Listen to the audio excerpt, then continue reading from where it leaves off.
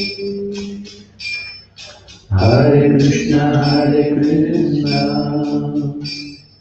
Krishna Krishna, Hare Hare, Hare Rama, Rama Rama, Hare Hare.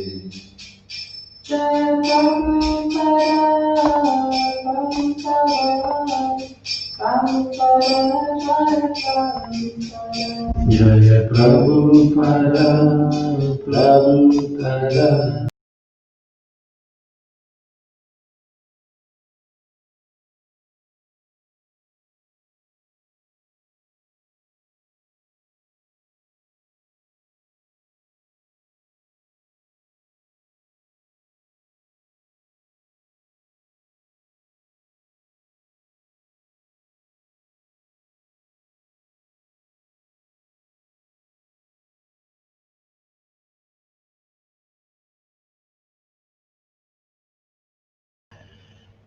And this is Preaching to America, Part 1, July the 2nd, 1975.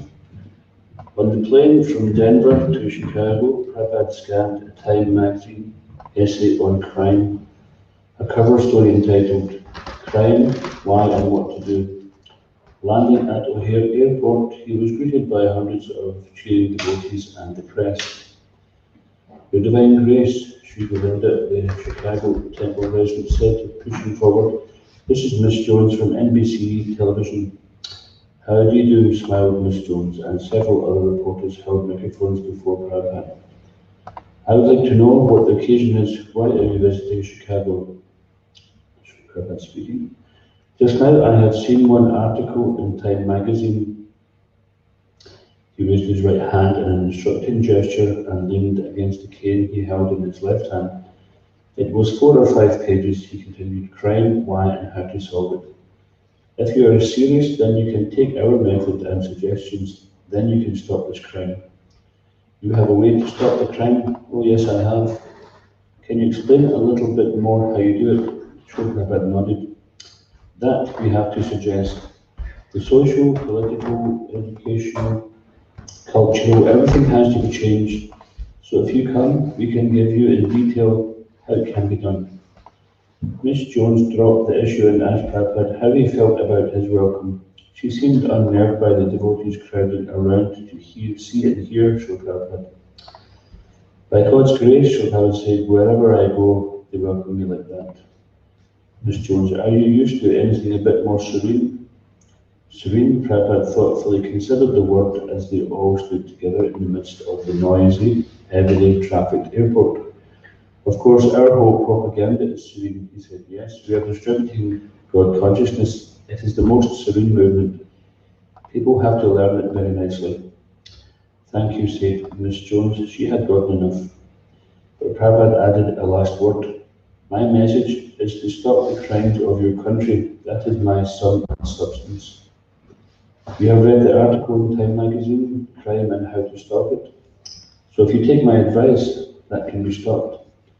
The world is simply full of criminals," Prabhupada continued, seated in the back seat of the car as he pulled away from the airport's entrance.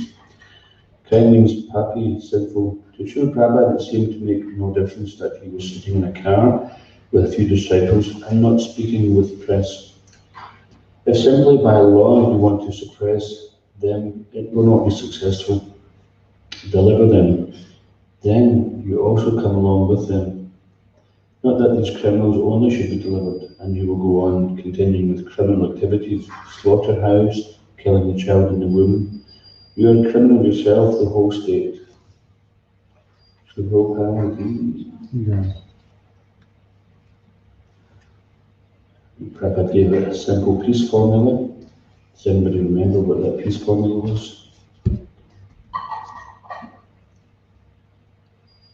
Krishna is the supreme joy. Krishna is the supreme control, and Krishna is the beneficial authorities and friends. Yeah, that's pretty much it, yeah.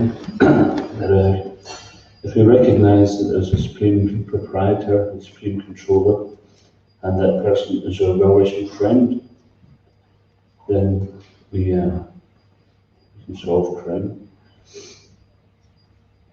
Often crime is simply there because people want something which they can't afford, so they want to have some method where they can get it easily.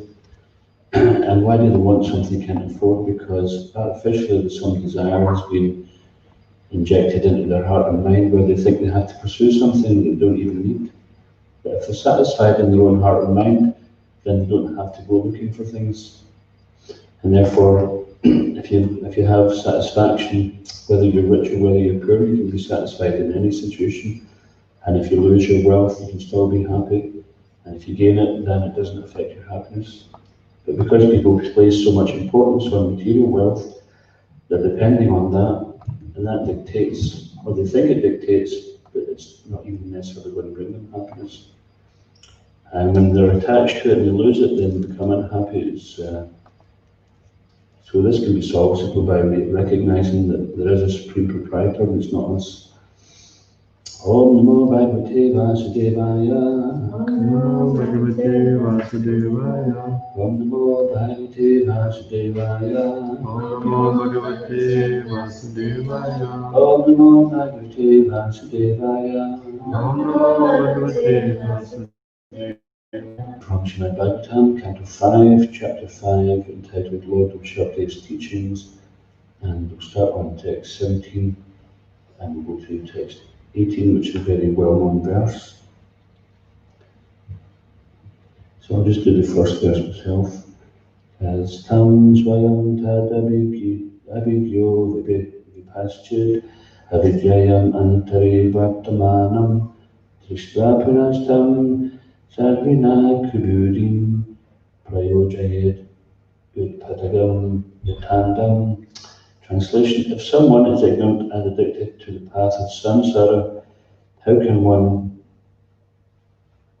who is actually learned, merciful and advanced in spiritual knowledge engage him in fruitive activity and thus further entangle him in material existence?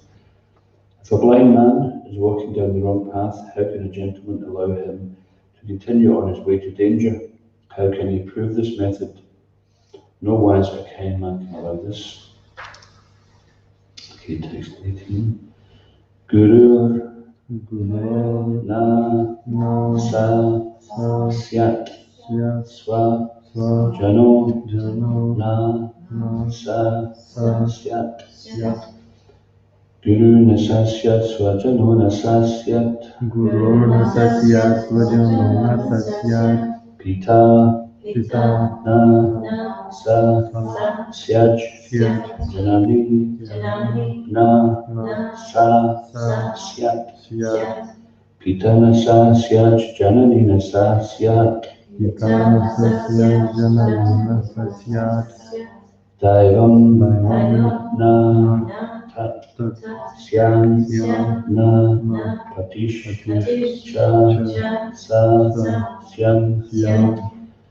Daivam na tat syam na patisha sa syam. Devam na sasyam na patisya sasyam. Na mochaye samapeta mrityum. Namo chayatya samapeta mrityum. Namo chedya samapeta mrityum. Guru nasasyat swajano nasasyat. Guru nasasyat svajano nasasyat. Guru nasasyat swajano nasasyat. Guru nasasyat svajano nasasyat. Pita nasasyat janani nasasyat. Pita nasasyat janani nasasyat. Pita nasasyat janani nasasyat. Pita nasasyat janani nasasyat.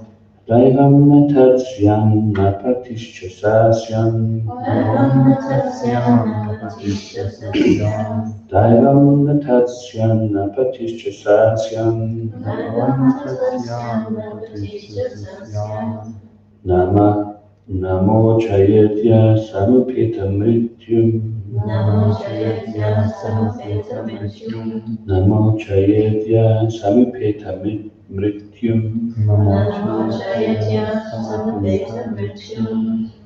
Guru nasasyat swajano nasasyat. Guru Sasyat Sajnana Sasyat Pitana Sasyat Jananina Sasyat Guru Sasyat Jananina Sasyat Daivam Natatsyam Napatischa Sasyam Devam Tasyam Patisya Sasyam Namo Chayedya Samupeta Mrityum Namo Chayadya Samapeta Mrityum Guru Nasasyat Svajano Nasasyat Guru Sasyat Svajnana Sasyat Pita Nasasyat Janani Nasasyat Namo Sasyat Jananina Sasyat Daivam Natatsyam Napatichacha Sasyam Devam Tasyam Patisya Sasyam Namo Chayedya Samupeta Mrityum Namo Chayadya Samapeta Mrityum Let's chant. Gurorma Sasyat Svajamona Sasyat Guru Nasasyat Svajano Nasasyat Pitana Sasyat Jananina Sasyat Pita Nasasyat Janani Nasasyat Devam Natasyam Napatisya Sasyat Daivam Natasyam Napatichacha Sasyam Namo Chayadya Samapeta Mrityum Namo Chayedya Samapeta Mrityum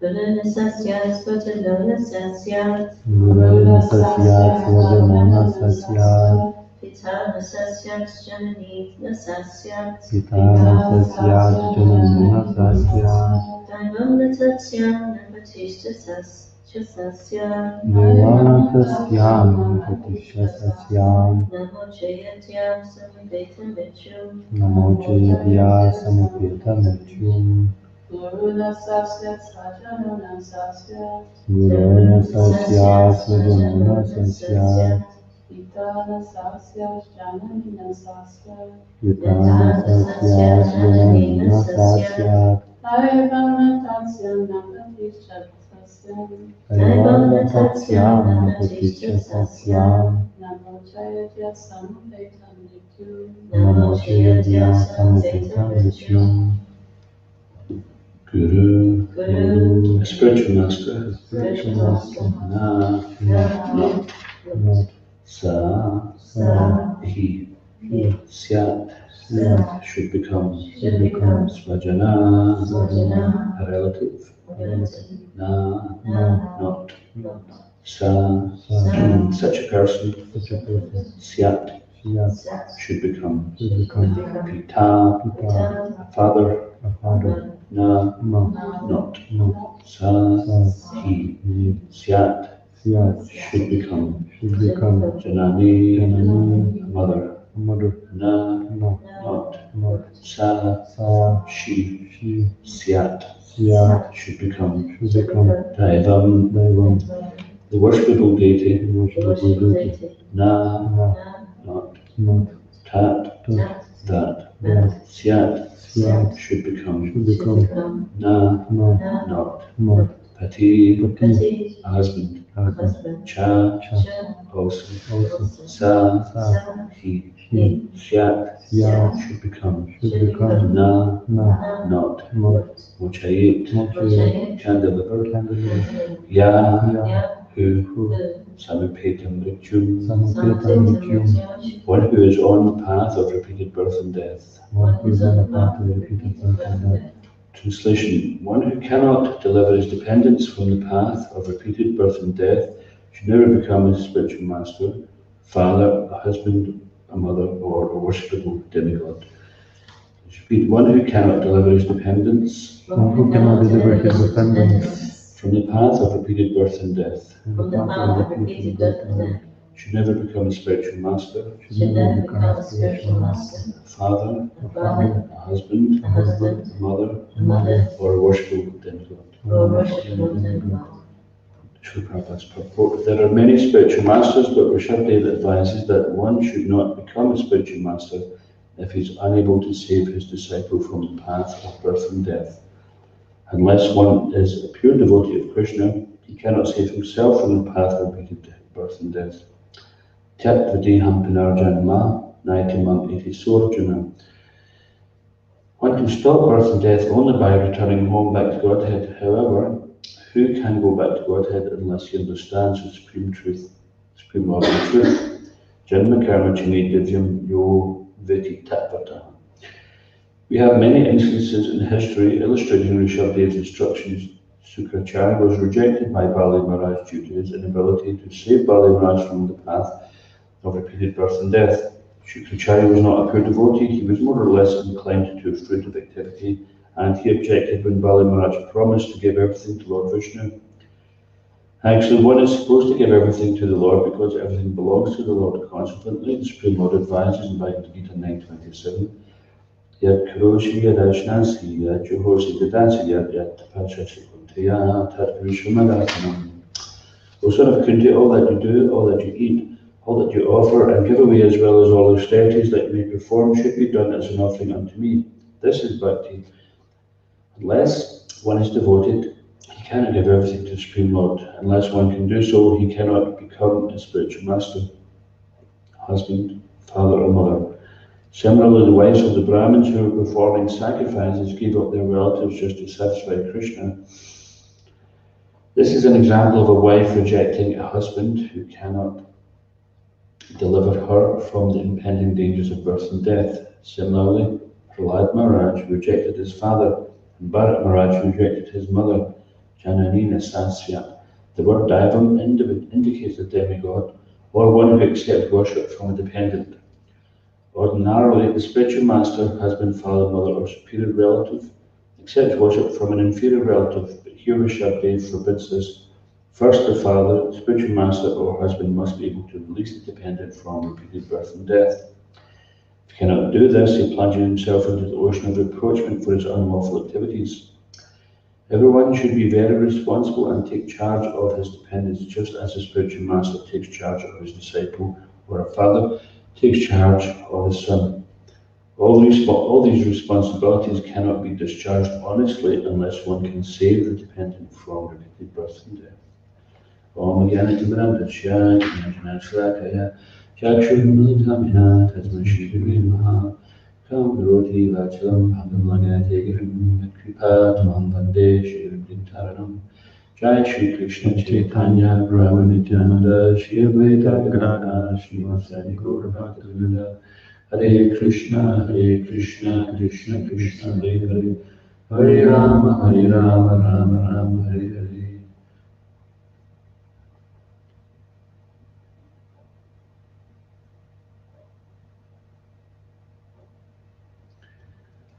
So just read the translations to both these verses again. If someone is ignorant and addicted to the path of samsara, how can one who is actually learned, merciful and advanced in spiritual knowledge engage him in fruitive activity and thus further entangle him in material existence? If a blind man is walking down the wrong path, how can a gentleman allow to continue on his way to danger? How can he approve this method? No wise or kind man can allow this. One who cannot deliver his dependents from the path of repeated birth and death should never become a spiritual master, father, husband, mother, or worshipful demigod. This is pretty straightforward. So first of all, in order to deliver someone, you have to deliver yourself. You can't give something you don't have. If someone comes up to you in the street and says, "Oh, give me £10," and you look in your pocket and you've only got £1, you can't give them 10. So we have to, there's this old saying, one should practice what they preach. And there's another one which is one should preach what they practice. So as not to be a hypocrite, whatever we're speaking, if we're speaking from the Shastra, from these Vedic literatures, it carries some potency when it's being practiced, and that potency is because we are living it. If we're not living it and we're just speaking it, then it's lip service, it doesn't have any potency. If someone's very sincere, they may hear and accept it on the basis of their own sincerity, even if we're not setting a great example. But this is the main instruction here. is that everyone who has some responsibility for someone else should be careful not to mislead them. Otherwise, there is karmic reaction for that. So in Isha Upanishad it says that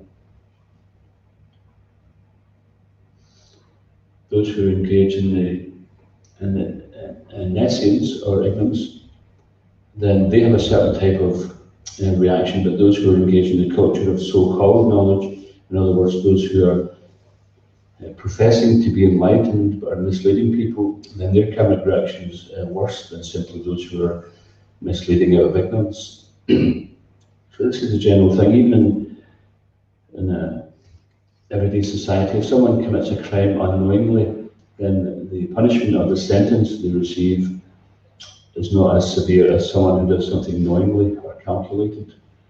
So therefore they have things like, they used to call it blue murder, I think they call it first degree murder. If someone does something in it, say for example, I don't think they have it now, but in France they used to have the thing called crime of passion. So if a husband and wife, if either the husband or the wife cheated and the other partner found that person cheating and out of spontaneous anger killed the person, then they would actually be excused. It's considered a crime of passion. So I'm sure a lot of things went on in abusing that law. But if somebody goes and plans something out, then they don't get excused because it's conscious. It wasn't something of spur of the moment. So often people like to be in a position where they can be the boss or they can be in charge of someone. They like to feel that Ishvara Bhav, that spirit of controlling.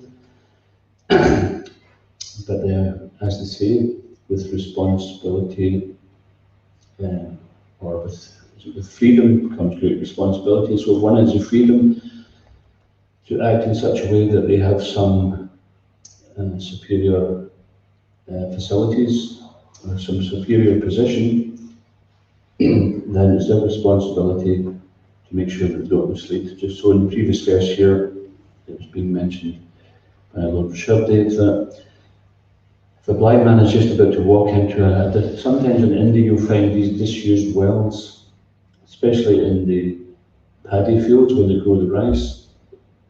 Sometimes they'll dig down to get water to irrigate the field.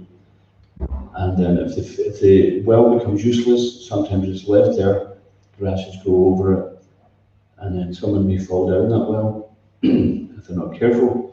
So if a blind person is walking towards such a well and you see them, you don't think, well, if he falls into it, it must be his karma, so let's just see what happens. We're responsible to say, stop, you're just about to fall down that well. It's not that we just witness it and say, oh well, that must have been his karma, fell in. And then he's shouting down there, help, it's okay, it's your karma, just live it. So living it, even like some people say, oh well, the animals who are being slaughtered, it's their karma, should interfere with it, but the humans have the ability to show compassion and therefore stop this wheel of samsara, this wheel of reaction, action and reaction, birth and death. So this Sankirtan movement of Lord Chaitanya Mahaprabhu, who is none other than Krishna himself, it's not just meant for the deliverance of human society, it's actually meant for the deliverance of all living entities. And it's simply we chant, especially we chant the Hare Krishna Maha Mantra. This is recommended in the Vedic literatures, and millennia even before Lord Chaitanya appeared, Lord Brahma, who is chief demigod, he is known as the secondary creator of the universe. So even he was foretelling that Lord Chaitanya, that Krishna would appear in Kali Yuga, the present age we're living in the garb of the devotee. And that is known as Chana avatar. So avatar means one who descends from the spiritual realm. And Chana means covered, but he wouldn't appear as a normal avatar, just like sometimes Vishnu appears as Nrsimhadev, Varaha, Vaman, all these different incarnations, and he displays wonderful superhuman powers which one cannot attribute to an ordinary person. And therefore it's obvious that this is the Supreme Personality of Godhead, the Supreme Controller, etc. But when Lord Chaitanya appeared, he appeared in the guise of a devotee, and simply to teach the Yuga Dharma, which is the chanting of the Hare Krishna mantra. And so he understands that in Kali Yuga, the degradation of society is on a crash course, just like these lemmings. If you've heard of what a lemming is a rodent, and at some point in time, they start running towards the cliffs. And so one and two start running, and then they all just join in and start running. They don't know why, and they don't really know where they're running to, but they all just start running, and then come to the end of the cliff, and they're just all falling off the cliff into the sea or down to the rocks to their death. So this is what human society is like without spiritual knowledge, without spiritual guidance. Just like lemmings, we have an opportunity to understand why are we in this material world, where do we really belong, and how can we get out of here, and how can we get to our best destination. So Krishna explains that. It's here in the purport. Janma karma jamedavyam evam yo veditataha tyakvateham punarjanma naitamamati sojana. So Krishna explains that one who knows the appearance, the nature of my appearance activities does not take birth again in this material world, but attains my eternal abode, O Arjuna. So what Krishna is saying to Arjuna here is, if you can understand that I'm not bound by the laws of material nature, I don't take birth because I'm forced to be due to past karma. Krishna appears by his own sweet will, and he leaves of his own sweet will, and when he's in his material world, he's not bound by karma. The laws of karma are managed by the demigods and by the super soul, and Krishna is actually he's in control of all these demigods, and he is the avatari, the source of all incarnations. So there's no one beyond him, therefore he's not answerable to anyone. Just like, I'm not agreeing with it, but just like sometimes in some countries they have a head of state or the royal family who is above the law.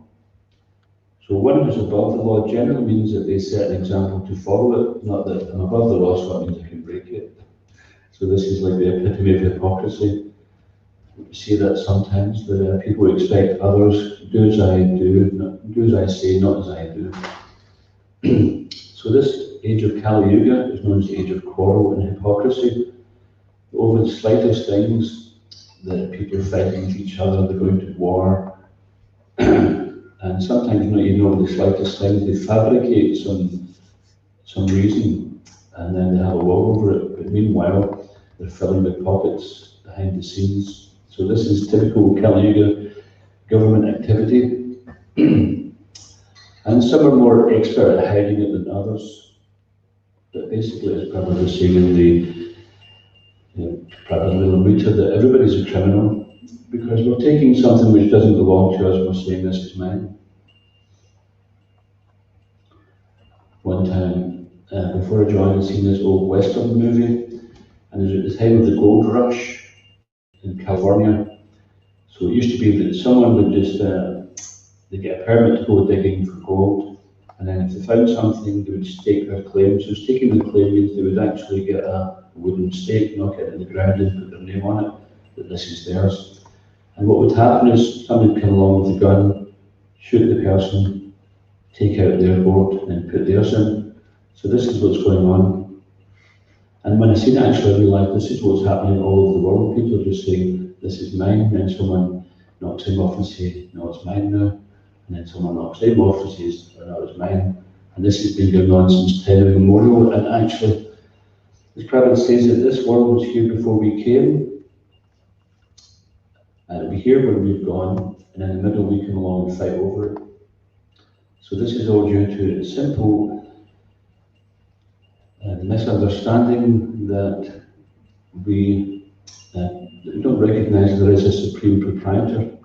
So there's many different philosophies. Someone say that the Hindu philosophy is that everything belongs to everybody. So they're still keeping Krishna out of the picture. It doesn't belong to everybody, nobody made it. We can't just go, if we use that philosophy, if I just walk into Glasgow today, in the big office complex, and say, well, because everything belongs to everybody, then I declare now this block of flats mine.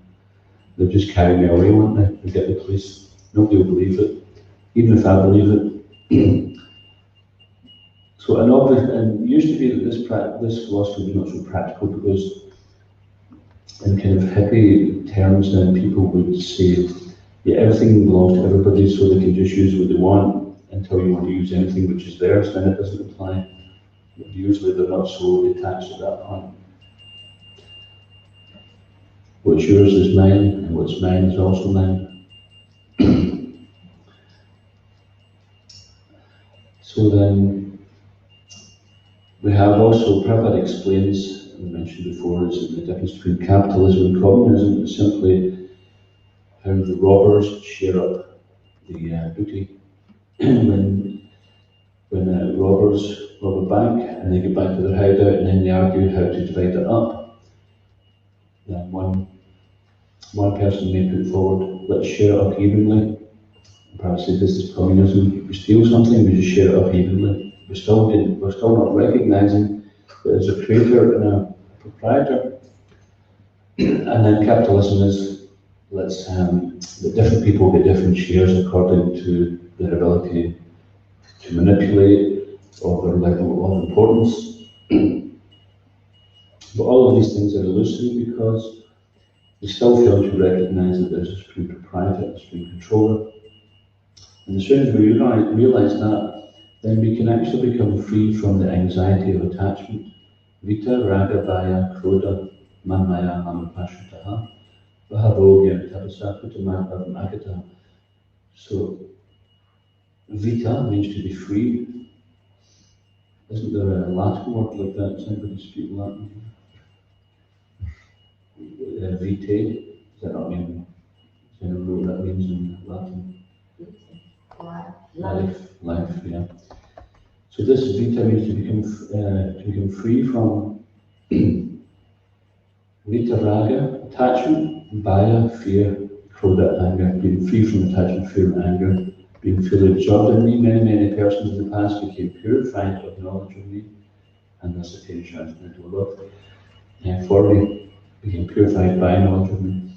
So Krishna is explaining that we're suffering due to this attachment, fear, and anger. Out of anger, we do things, we say things which we regret. Anybody ever done that? Yeah. We say things, especially if you get intoxicated, and then you're intoxicated, and then you end up in an argument, and then the next day you have to go around apologising to people, and then say, oh, never again, I'm not going to do that again, until you get yourself in the same situation, and then you find yourself forced to act again, or you get into an argument with someone and think, next time I see them, I'm going to be nice, I'm not going to be like that. And then they just say the wrong thing, it triggers you, and then you're away, and then the argument starts again. It used to be that on New Year's Eve, which still is, families get together, and everything's all nice and hunky-dory, and they're getting on. And then someone says something and it triggers old war wounds, and then before you go to the evenings, the families fight with each other. So this goes on. So these, in anger, it causes us embarrassment, it causes us problems in so many ways. Someone's angry to us, they might hurt us physically, psychologically, we may do the same to others. And fear also, if one is living in fear, then you can't say that you're free. You know, sometimes people think, I just want to be free, but they're also always fearful that any type, padam padam yadvi padam, step after step in this material world is danger. We can say, yes, I'll just do this, don't do that, and I'll be okay. But you don't know what factors are in life. You may have so many plans for life, but anything can happen at any time which alters those plans. The plans may be based on cooperation with other people. They decide to stop cooperating and have other plans in life. It may be based on your financial standing, which can change at any moment. It may be based on your health, and that can change at any moment. So there's nothing certain in this material world. What is certain is that step after step there is danger in every way. So therefore, sometimes when people they find out about reincarnation, they think, oh yeah, I'd love to take birth as a bird, just fly freely through the air. That seems like a really cool thing to do. And it looks like that because we're not seeing the whole picture, but as soon as it lands on the ground, what's it doing? It's like this. It's fearful. It's watching, where's the cat? Where's that cat coming from? You know, who's going to attack me? Is a bigger bird going to attack me? And even in the sky, sometimes the small birds are attacked by bigger birds. So there's no species in this world which is not fearful. And attachment, due to attachment that we are fearful, and due to attachment the anger comes. If we have some possession or we have some idea, some concept, and then someone interferes with that, then we become angry, or we may become fearful, just like sometimes people win the lottery, and nowadays they win, you know, enormous amounts of money, like tens of millions or hundreds of millions of pounds. As soon as they get it, they're in anxiety. First there's jubilation, and then there's anxiety. It's like, how am I going to secure this? Who's going to come and try to take it off of me? And then the begging letters come. Everybody with their million-one sob stories of, please give me some money. And people actually they do this constantly. Everyone who wins a lottery, they just write to them with some sob story. And of course, there are probably some genuine ones there as well. But as soon as you've got lots of money, then what you want to do, first thing you would do is what? Buy a big house, right? Buy all the nice cars that you ever wanted, buy a boat, buy all the big toys that you could buy an island or something like that, and then what? You got to protect it, so you have to stick a big fence around it, and you put yourself in a big prison. Whereas a person who's simple, they don't have to live in a prison, they don't have to put a big fence around them. They've not got much to lose, so actually they don't have so much anxiety. So in one sense, sometimes material wealth can be a curse because there's more to lose. We become attached to a certain lifestyle also. There was one man in Edinburgh who was homeless, and we actually used to see him on the street. He'd sleep in shop doorways. So there's one famous writer and filmmaker in Edinburgh who came across this man. He had to step over him actually to get out of a shop once. And the guy, as he was stepping over him, then he snarled at him and he made some curse words. He says, hey, would you like to come to America and be in a movie with me? And he says, yeah, okay.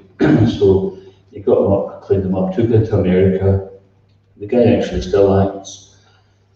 But then what happened was he realised that after coming out of living in a homeless situation, pretty much living in the gutter literally, and then going to Hollywood, starring in movies, having to mix with like high flyer society, and he realised that by the end of the month he was practically no better off, because you have to pay to go to these big celebrity functions, and you're always putting your hand in your pocket, and he says that practically whatever's coming in is going back out again, and it was just like living in some kind of false type of false prestige world. So he got the realisation that he wasn't really any better off, and then he went back to his old lifestyle somewhat, and I believe he still went back to acting again. But it just shows you that the standard of living, Prabhupada talks about artificially raising the standard of living. So if we get more money, then what do we do? We buy more goods which require more maintenance, etc. So therefore these simple living philosophies there. But for a devotee, we don't have to worry about becoming attached, because yukta vairagya. So vairagya means renunciation, and yukta means to utilize it, to connect it. Just like the word yoke or yoga, yukta, means to engage or to connect. So we connect whatever we have in our possession. We don't have to worry whether we're rich or poor, whether we're have some material opulence or none. Whatever we have, we use it in Krishna's service, and then we don't have to be afraid of attachment. And this was the case here of, in the Vedic times, sometimes you would have great kings and emperors who would own vast empires, which meant obviously vast amounts of wealth. But if they were a devotee of Krishna, they weren't actually attached to it, and we've seen examples of these Raja Rishis. Raja means king and Rishi means saintly personalities, where they could actually walk away from it at a certain point in time. They thought, okay, now my duty is done. They put on mendicant's clothes, they get a water pot on their staff, and they just head for the forest or head for the Himalayas, and they would just become a nobody and a nothing living amongst the sages. So this is because everything which was in their possession, they used it for a higher purpose and not for themselves.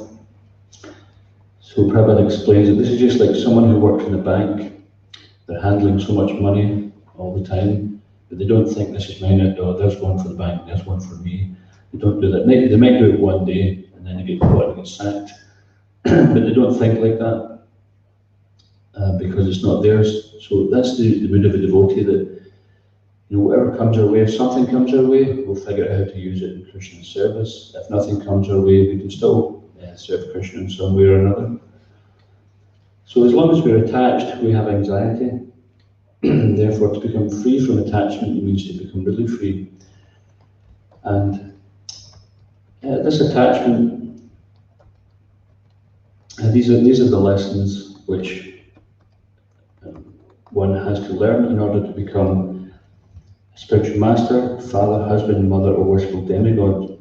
This is a peace formula that Prabhupada gave. And it means that one can live within this material world peacefully, and at the end of it, leave this material world behind and not have to take birth again in the material world. And so we'll just finish with the first verse of the Guru Vastak, which we sing every morning, Samsara Dava Nala Lida Loka. Tranaya Kari Naginaguna Traptasya Kali Nagunarnavasya Bandi Guru Shachana Rindam. So this samsara, or wheel of birth and death, just like a wheel, it has no beginning, no end. So as long as we're in this material world, we're performing some activity, which means we're creating some future reaction to again have to take birth again, which will then create more activity, and it goes on and on, just like this never-ending wheel. It's called samsara. And it's just like a forest fire also, no one can say where it began. Even if you get the best forensic person, if there's a forest fire, sometimes in Australia or California, they have these vast areas of land which are afflicted by forest fire, and they can't see it was actually these two twigs that rub together. They're never going to find that. They're never going to find the ground zero point of it. And simply they think, let's put the fire out. Let's not try to trace where it started, let's put it out. That's the main thing. So this wheel of birth and death is like a forest fire. It's blazing and no one knows where it starts, but you just have to get it out. And sometimes, no matter how much mankind tries to put out these forest fires, they can't compete with it. Nature's too powerful. And Tranaya Karinaganaganavam Partasha Karinaganaganavarshi. So when the rain cloud comes over and it starts to rain on the forest fire, then everybody's relieved. Because nature also can then conquer this other nature. So the fire is conquered by incessant rainfall. So similarly, the spiritual master's instructions, they are there to extinguish this blazing fire of material desire, which is never ending. We're thinking we'll satisfy some material desire and then we'll be feeling okay. So we satisfy it, fire goes down for a little while and then it comes back again. So just like sometimes you have a fire and you put a little oil on it and then the fire goes down, but then when the oil catches then it goes up again. So fulfilling material desires is like that. that when we fulfill them, we feel a little bit of satiation, because no doubt engaging the senses with a sense object, we can get some temporary satisfaction, some temporary relief. But then the senses will take us to some other object, we'll taste something, and then we smell something, want to see something, want to do something. And we're just going from one sense object to another. But we're trying to satisfy the mind's demands. But if the mind is already satisfied, and this is the meaning of mantra, mana means to the mind, and tra means to relieve or to free the mind. And Maha Mantra means a great mantra. So this Hare Krishna Maha Mantra is a simple method for giving peace of mind and satisfying or extinguishing the blazing fire of material desire. So sometimes it's said that one should become desireless, but actually desire is inherent in the soul as part of our being, but not to become free from desire, but to redirect our desire. So rather than just based on I, me, and mine, then we recognize that it's not all about me. I'm not the center of the universe. Everyone thinks I'm the center of the universe, and then that's illusory, because if someone thinks they're the center of the universe, but someone else thinks they're the center of the universe, then who's right and who's wrong? The fact is that actually none of us are the center of the universe. We may be the center of our own little universe, but we're all a tiny, tiny, infinitesimal spiritual spark. And we're part and parcel of that great spiritual spark, who's Krishna. And if we reconnect with that spiritual spark, then we become free from this cycle of birth and death. So I'd just like to stop there if anyone's any questions or comments.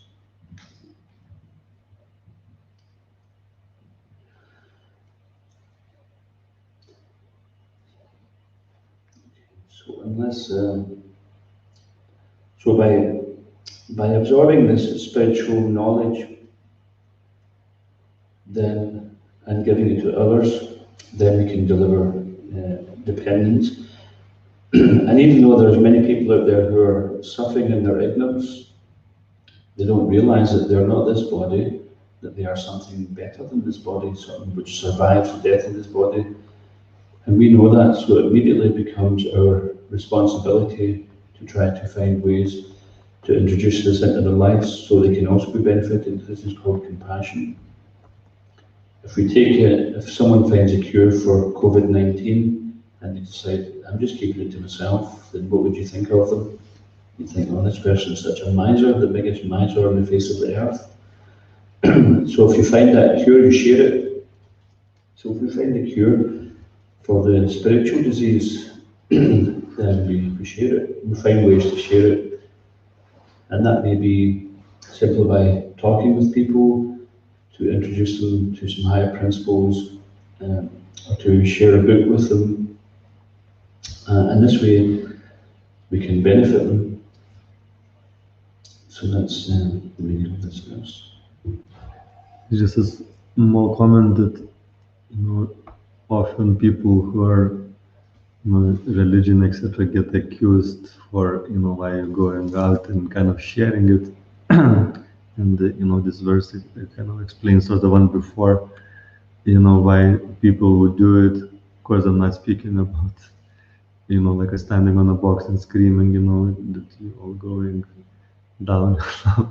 Not that kind of sharing, but a person who is genuinely experiencing a higher taste and happiness and experiencing spiritual world and going out and sharing with people who doesn't have that or doesn't know, that's an act of compassion and kindness. Yeah. Not, some sort of, if the motivation is right, not to increase the numbers or feel yourself better than everybody else, etc., because you see that a lot as well. Mm-hmm.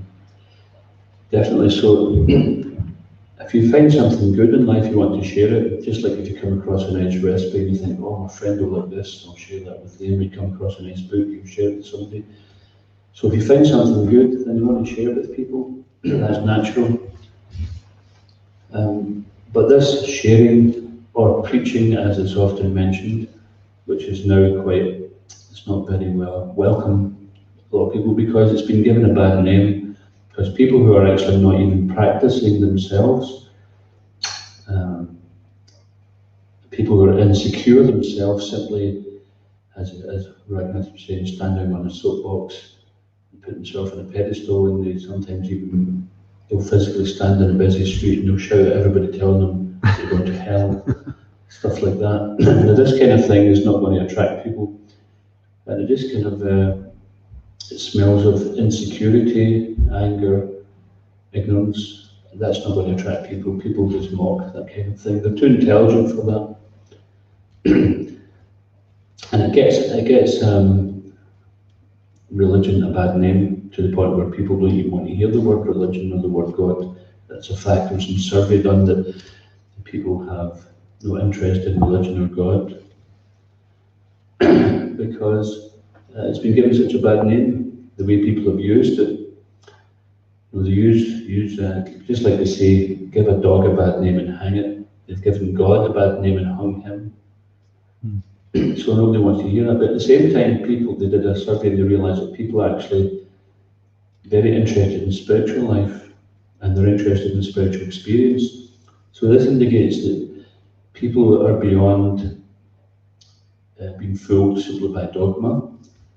They want to be convinced, and they want some experience. And Prabhupada said this is actually intelligent.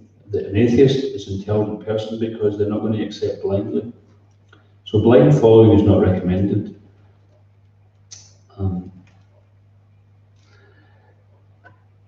And if we care about people, then we care about if we want to share something with them because we feel the benefits. So just like we could say, well, people shouldn't go and preach, but personally speaking, I'm glad that people did, because then I got to find out about it.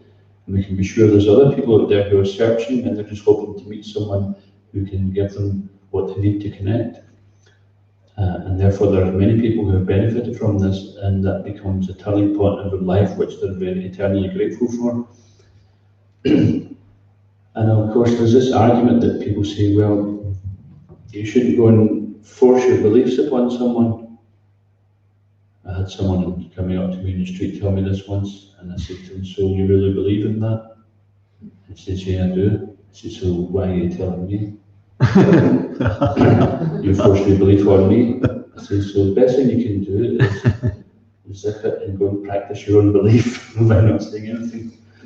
Because the fact is that he was feeling I shouldn't share my belief, but naturally he wanted to share his belief, so it's a natural thing. Of course, if someone is fooling people, and this is what's being mentioned here, if you're misleading people and you're not getting them knowledge, you just put them further into ignorance, then that sort of thing is not helping anybody. Therefore people become cynical. But just as you have counterfeit, we were just seeing recently, just as you have counterfeit coins, counterfeit notes, then you may get you go shopping and somebody gives you a £10 fake note. So that doesn't mean to say you never touch any more £10 notes again. It's like, I got cheated once and then I couldn't get rid of this tenner, so I don't accept tenners any longer. So what happens if you get a fake 20 and a fake £5? You're just going to deal with coins. So just because it is a fake doesn't mean to say there's no genuine article. So because there's pseudo-spiritualist doesn't mean to say there's a real thing. In fact, the pseudo indicates that there must be a real, otherwise there'd be no comparison. But in order to, if we have something valuable we want to share, then we have to consider the people that we're sharing it with, that we don't insult them by our methods of sharing. We give them credit that they've got the intelligence to understand and make up their own mind. We don't talk down to people, it's not our position to be holier than thou. We're simply feeling that we've benefited and you're better than me, so if I can understand it, you can understand it. So we have to be humble in our presentation.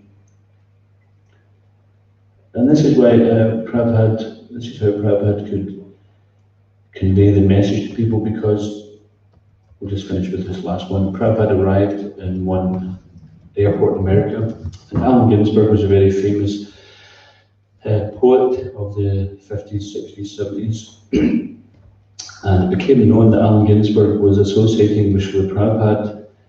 And one reporter said to him, "Are you Allen Ginsberg's guru?" And he says, "I'm nobody's guru, I'm everyone's servant."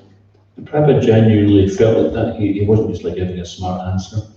He felt like that, he was there to serve everybody. So this is our mood too. We consider ourselves everyone's servant. Now, how we serve people, that may manifest differently. Okay, we'll just stop there unless there's anything else. There's one question online from Laura. Can the mind ever be satisfied? Yes.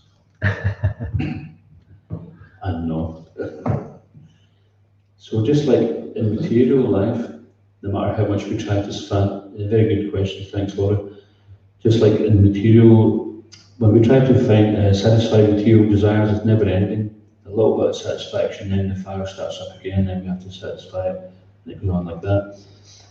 So in Krishna consciousness, then we can be both simultaneously satisfied and not satisfied, because Krishna consciousness is anandam vidivardhanam, ever-increasing ocean of transcendental bliss, which means it's ecstatic, it's not static, it's not it comes to a certain point and that's it. Satiation is there. We can become Atma Rama. Atma means the self and Rama means satisfied. We can become self-satisfied, but at the same time, there's no limit to the depth of relationship one can have with Krishna, Krishna's devotees, and there's no limit to the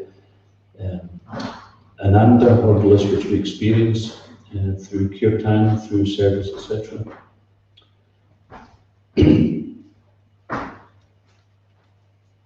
So just like Srila Prabhupada, he would be satisfied even if, he said this, even if he made one devotee, his whole mission would be successful. But at the same time, he wasn't and he could be satisfied with just making one devotee, but he wasn't. He was even more satisfied by making more. So it's not really a question of being satisfied or dissatisfied, it's being satisfied and then being more satisfied and being more. So just like material pleasure, the more you try to enjoy, the more that pleasure decreases. If we take one, say someone likes chapatis, you say, okay, I'll make you 108 chapatis. You love chapatis, so but you've got to eat as many as I give you. So the first few might be nice, but by the time you get to 10, you're thinking, okay, I'm full. No, that's the deal, you've got to eat the other 108. And you're practically like bursting at the seams, falling asleep, going into diabetic shock. And so this is material, like that which you started as pleasure, the first chapati hot off the plate was like, oh, this is heaven, this is amazing. But then after a few, you're thinking, okay, it's getting quite boring now, and then it gets painful. So that's material pleasure. But spiritual pleasures, the more we engage in it, the more blissful it becomes. So we become more satisfied. So there's no satiation in that sense, but at the same time, we have a higher taste, param drishta nivartati, we're not hankering for the lower thing. So we can become simultaneously satisfied and keep increasing that satisfaction. Is that okay? So I think we can stop there.